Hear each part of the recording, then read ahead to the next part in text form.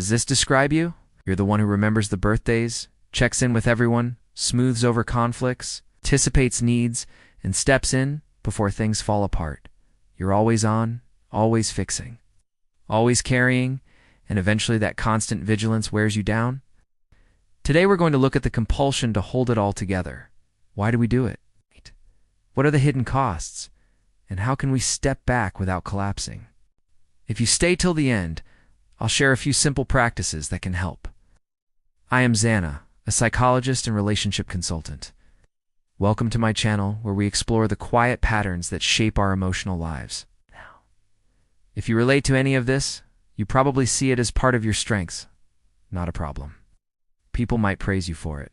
They might call you reliable, mature, generous, or a good person. But behind the scenes, you know it comes at a cost. Let's talk about what it really costs and why it matters. Emotional overfunctioning is one of those patterns that often looks like strength but feels like strain. You are the one who remembers the birthdays, checks in with everyone, smooths over conflicts, anticipates needs, and steps in before things fall apart. You are always on, always fixing, always carrying. And eventually that constant vigilance wears you down. This pattern often emerges in childhood. Think back to your own childhood. Were you parentified in any way? Did you grow up having to take care of younger siblings or parent, or grandparent? Did you become the emotional adult in a room full of emotional children? Now as an adult, you keep doing it, even when it's hurting you. And here's the paradox. The more you do it, the more exhausted you feel, and the less able you are to actually follow through. Eventually you burn out. How did you get here? The answer often lies in our past. Most emotional overfunctioners were not born that way. They were trained. Maybe you grew up in a home where one or both parents were emotionally immature or unavailable. Or maybe you had a parent who modeled the habit of overfunctioning. Maybe chaos or inconsistency taught you that safety only came when you were in control. So you learned to scan every environment, take on every role, prevent every fire. You became the emotional adult in a room full of emotional children. And now as an adult, you keep doing it, even when it's hurting you. But the truth is, emotional overfunctioning is a form of self-neglect. You end up managing everyone else's emotions while abandoning your own. You suppress your needs, delay your rest, and rarely ask for help. You feel resentful, but guilty for feeling resentful.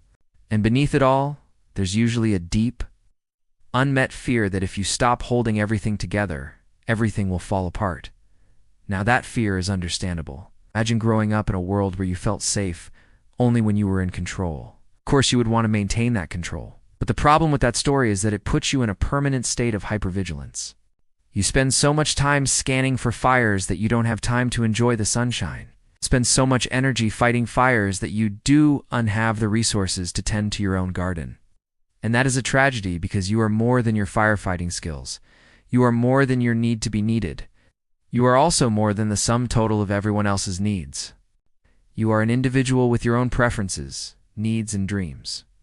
One of the most painful dynamics of overfunctioning is that it can create distance in relationships. When you're always in charge, others stop showing up. When you're always the fixer, people stop learning how to stand on their own. And slowly you begin to feel alone in your relationships, not because you are unloved, but because you are over-relied on. You begin to long for connection. Instead, you get control. And control is a lonely place to live. So how do you break free of the compulsion to always hold it together? Well, stopping does not mean abandoning people. It means giving others the dignity of their own experience. It means asking yourself, is this truly mine to fix? It means tolerating discomfort your own and others without rushing to erase it. This is not easy. You will feel guilty at first. You will feel like you're failing, but you are not failing. You are freeing yourself. Freeing others. Freeing the possibility of mutual care. That's what healthy relationships are built on. The ability to rely on each other, to support each other, and to show up for each other. That requires letting go of the fantasy that you have to do it all.